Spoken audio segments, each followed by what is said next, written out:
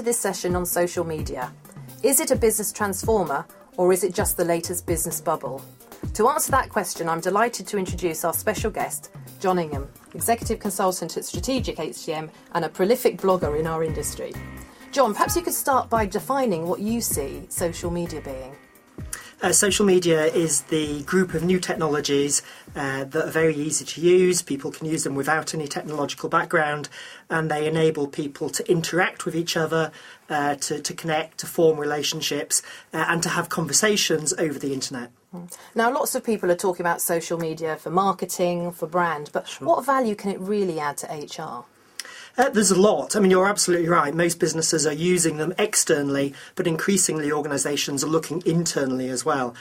So there's value in using social media to engage, to bring employees together, to help them collaborate, and also within the HR function to support some of the traditional HR processes, recruitment, learning, management of alumni groups and so on, can all be enhanced through the use of some of these tools.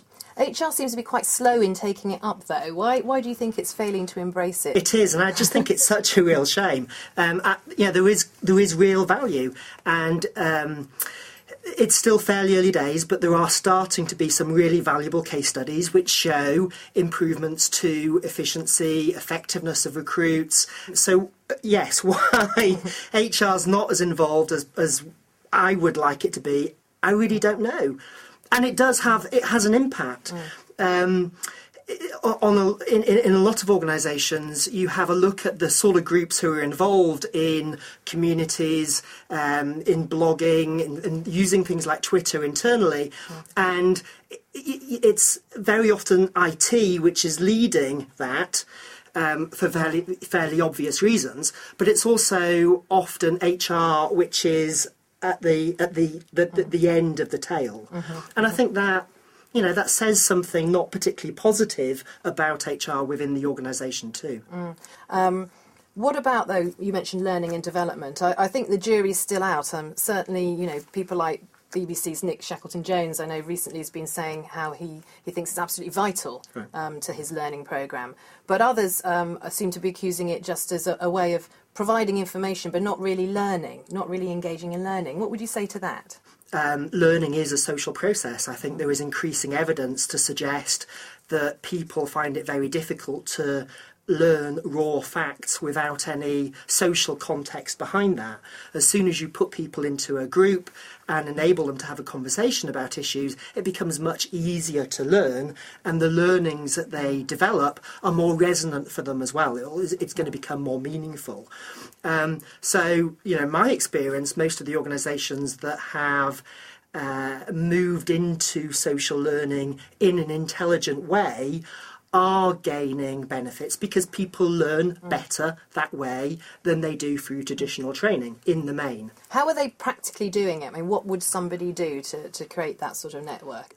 A lot of it is based upon the use of social media, but actually learning is simply the context for it. The challenge is to get people collaborating in a community. As soon as they've done that, you can use that community to support team working or learning or innovation or whatever it may be. There are some differences, but the main thing is about simply getting a community site that people can be using. I would suggest that HR and learning development functions also think about social learning in a broader way as well. Simply bringing people together at the end of a course to talk about what they've been doing, to ensure there are opportunities for corridor conversations and getting together around coffee to talk about what's happening. Those are all elements of social learning to me as well. It doesn't all have to be over social media. Right. And there's a lot of negative press around social media when it comes to the workplace. There's recently been an interesting statement from ACAS that they think that there's an awful lot of wildcat strikes and things being organised via social media rather than through more official sort of channels. Lots of talk about productivity being affected. In terms of the amount of time people are spending on Facebook. People are therefore not allowing access to social media quite often. So I think, how do you sort of equate that sort of negative side, and that's putting people off? Should it not be putting people off? Because it seems like it's an obvious reason to ban it, in my view. And you're absolutely right. I mean, that definitely resonates with my experience as well. I think it's a really important point, and I think it emphasises that this is not simply about technology, but it's also cultural change. The use of social media effectively requires a different way of operating, and that often does either scare people or gives them cause to perhaps resist and to hang back at the very least and see what other organisations are doing first. But there are clearly some really significant benefits that organisations can get as well. Productivity, for example, absolutely. If somebody is spending their whole day using Facebook, then there's something wrong anyway. It's not simply about social media. And if social media wasn't there, they'd be doing something else. But I think even beyond that, there's a concern that if they perhaps only spend half an hour a day on Facebook, that's still an impact on their productivity. I think the way that organisations need to think about it is, yes, the productivity of an individual may suffer if they're accessing knowledge and particularly contributing knowledge to organisational stores, but the productivity of the whole organisation can improve at the same time. I mean, I had a couple of stats. One by my job group estimated it was costing £14 billion a year in lost productivity, and that 2 million workers were spending more than an hour Facebooking. And when they say that, they don't mean Facebook as a business. They mean on their sort of own social sites, obviously. I think that's one of the real major challenges to selling this in at a higher level. Like any tool, it can be used well or badly. And if people are using Facebook for personal connections that don't have any link to the workplace, that needs to be controlled. And I do support organisations having clear policies or guidelines to help people understand what's expected of them. But increasingly, people's relationships are being seen by progressive organisations as key resources that help them do their job. Yes, if you enable people to create and to manage these relationships, there are potential consequences of that, but much better to have those consequences than not to give people the opportunity to develop the sort of relationships that they need to do their job as effectively as they can. Do you think that there needs to be closer alignment between HR and IT here? You mentioned right at the beginning that that HR comes at the end. What should be happening there? Totally. And in some organisations, IT security is absolutely an issue. But I still think there's a huge gap between the proportion of organisations where those issues are really significant and the numbers who do actually limit people's use of social media. So security is not that big a threat.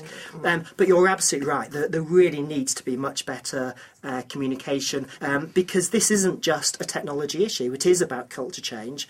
And there is evidence to suggest that if IT takes the lead in implementing these tools, they're going to have less likelihood of success. Should businesses develop these tools internally? Well, it is going to vary. There are tools which are available externally, but some organisations do like to develop their own. Whether they can do that themselves or they need some consultancy support, I think again is going to depend on what they want to do and their level of skill and knowledge that they have now. But these shouldn't be expensive consultancy projects. I don't believe that you can outsource social media implementation to a consultant or somebody else, because the key need is for all use of social media to be authentic. And I think that does mean that it needs to be the organisation which is participating in conversations with its employees.